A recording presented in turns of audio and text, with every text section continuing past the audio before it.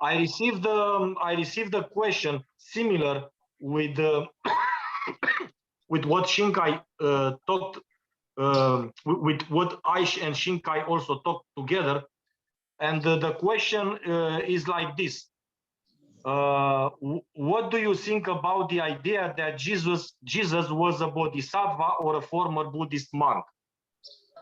And you know, this idea circulates a lot in many places on the internet.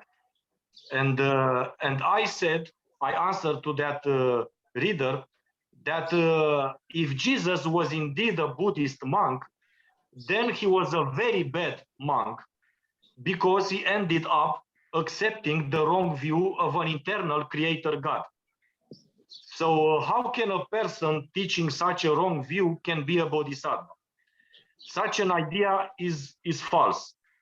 So I don't deny some good things that Jesus taught and did. However, the compassion of an enlightened bodhisattva does not include good deeds only, but true teaching as well. Okay, that's important. And I have an article which is called "There is no supreme creator God in the Buddha Dharma," where I explain why Shakyamuni says that the idea of a creator God, supreme God, is wrong and illusory. So to teach wrong views has never been the quality of an enlightened Buddha, of an enlightened bodhisattva or a Buddha. So those who portray Jesus as a Buddhist bodhisattva or monk do a disservice to both him, Christianity, and Buddhism. When I first became interested in Buddhism, I went to a local Zen temple. There's a Korean Zen temple, and the teacher there, I asked about, you know, how do Buddhists view Jesus, and he said, "Oh, we see him as a bodhisattva." So this is something that a lot of people who are Buddhist teachers, they propagate this lie that Jesus is viewed as a bodhisattva or even a Buddha.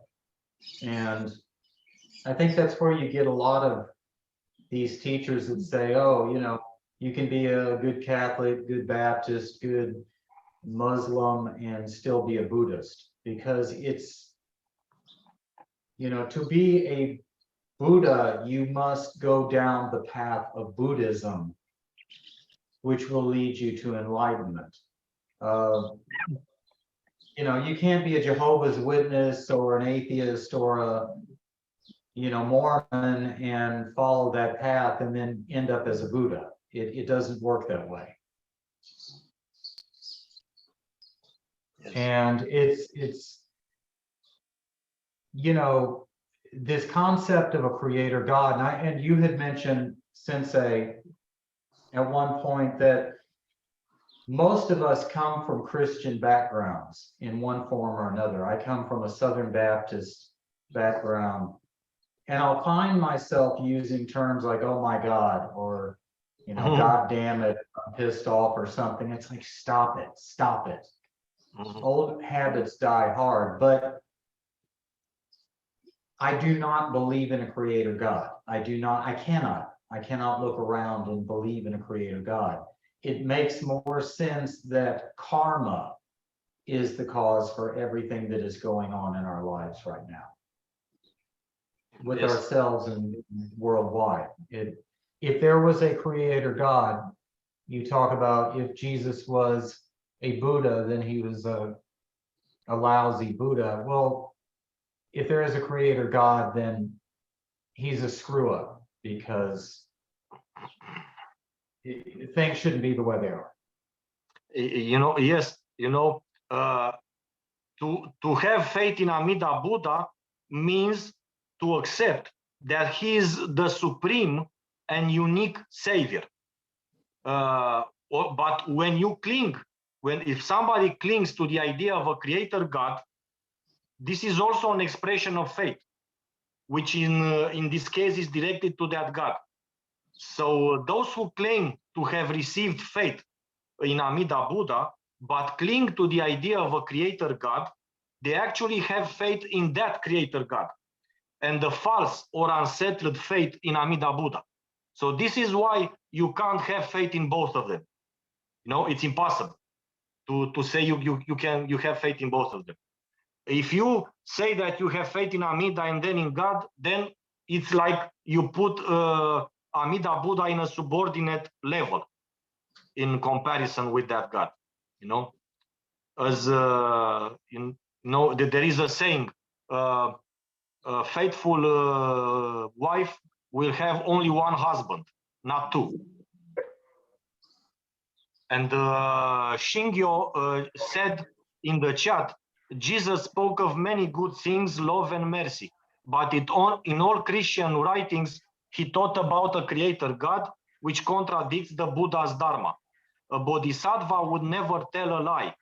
Yes, Shingyo. In this connection, it also comes to mind how passionate, it's very difficult for me to, in this connection, it also comes to mind how passionate, emotional, and fervent Jesus himself was, as the canonical gospel and unequivocally testify, describing him weeping, angry, and laughing. In addition, Jesus, like all non-Buddhist teachers, divides creatures into categories, some going to eternal hell, others to paradise. The Buddha seeks to save all beings. Yes, Shingyo. Thank you. Namo Amida Buddha. Indeed, Amida Buddha is no judge. That's the main difference between Amida Buddha and the so-called God of the monotheists. Amida Buddha is not a judge. He's only the teacher, a teacher and savior. That's very important. Yes. If you guys want to add something, please do. Hozan or Kishin or... Well, basically, I think that the main problem is that today or nowadays, they try to unify everything, make everything equal. So if things look similar or teaching sounds maybe similar or there's any similarity, they directly say, okay, it's the same. It's the same, or at least it's equal and with the same worth. And this is just, a thing of our time, that there's a tendency to make everything to be the same, to be one thing, to wipe out all differences and make everything look the same. But of course, in the case of Jesus, Jesus never wanted to found a new religion. It was a Jewish sect in the end. And of course, he believed in the traditional Jewish side of things, that there's a creator God, of course. And another difference to the Buddha is, of course, that the history of Buddha and what Buddha said and what he transmitted to us was not so early fixed in written word, but it was conserved by monks, learning things by heart, repeating it. And especially in Christianity, at the beginning, they fixed nothing in written word because they were awaiting the end of times every day. World could end tomorrow. So the first gospel, I think, was written 80 years after the death of Jesus. So even they cannot be absolutely sure what he said. Yeah. Even if you look at the four main gospels or in all the Gnostic writings that were completely sorted out, nobody can say really what Jesus said in the end. So it's very hard to compare things and say, well, the Buddha said this and the Jesus said this. It's impossible, because not even today the Christians can really say what is a real Jesus word or not. So even to try to compare things and start calculations and thinking about, could he have been maybe a Buddha, or was there maybe a teaching from, I already read about that some people say there was teaching coming from India and he heard about it. But this is all bullshit, because not even today they can say what this guy, I think he was a nice guy, but what he really said it's not transmitted and not really conserved in written form, in opposition to the Buddhism, which was fixed very early in words, not in written words, but in the tradition. So it's just another sign of today's manners and today's attempts to make everything equal and audit the same. Audit the same, and wherever you look, all must be the same, must have the same word, and there are no differences. But of course, this is rubbish. This is completely nonsense. And of course, Buddha is a Buddha, and someone who believes in a creator God cannot be a Buddhist. Point. That's it. Yeah. Full stop. And thank you, Christian. Yeah. It's important to state, to emphasize this, because nowadays you can see many pictures of Buddha and Jesus together on Facebook, on internet. Yeah, not so long ago. I have to just one thing. I saw one of these images that you mentioned, and it was an image. It was a globe, the globe. It was Buddha, and then Jesus and Mohammed, and they all put their hands on the globe and like this. And my first thought was really, whoever created this, he did not understand one of these religions, not even one.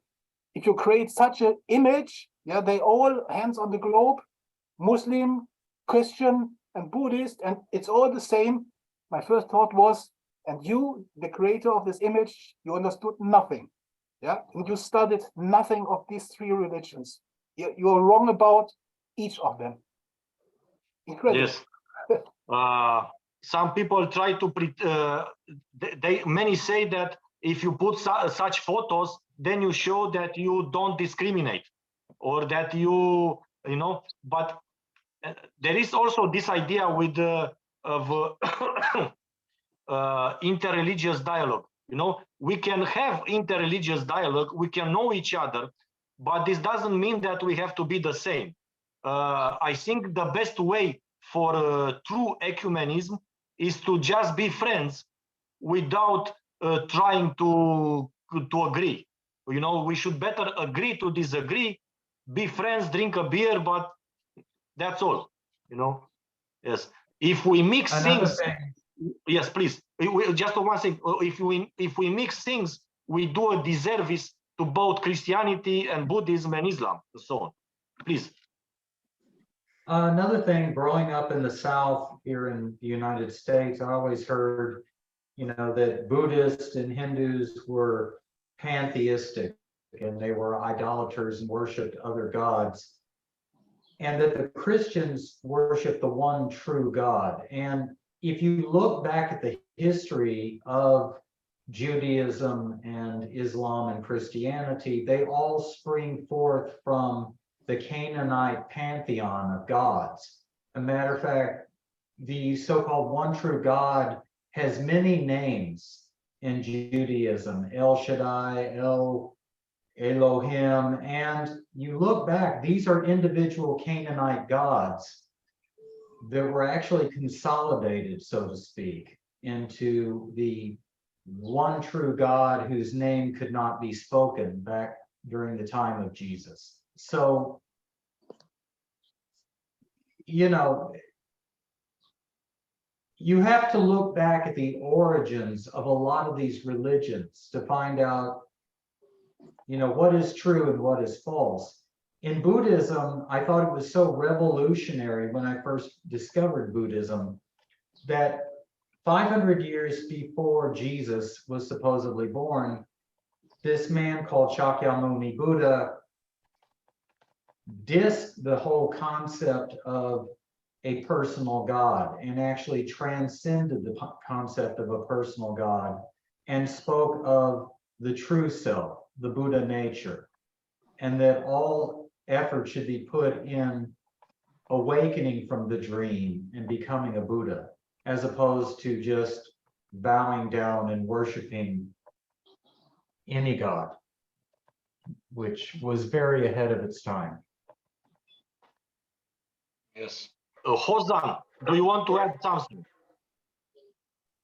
Yes, I wanted to add on what Michael said, but he said most of everything. Also, and Joshin also said, I wanted to add on that Buddha did live 500 years before most of the major world religions ever existed.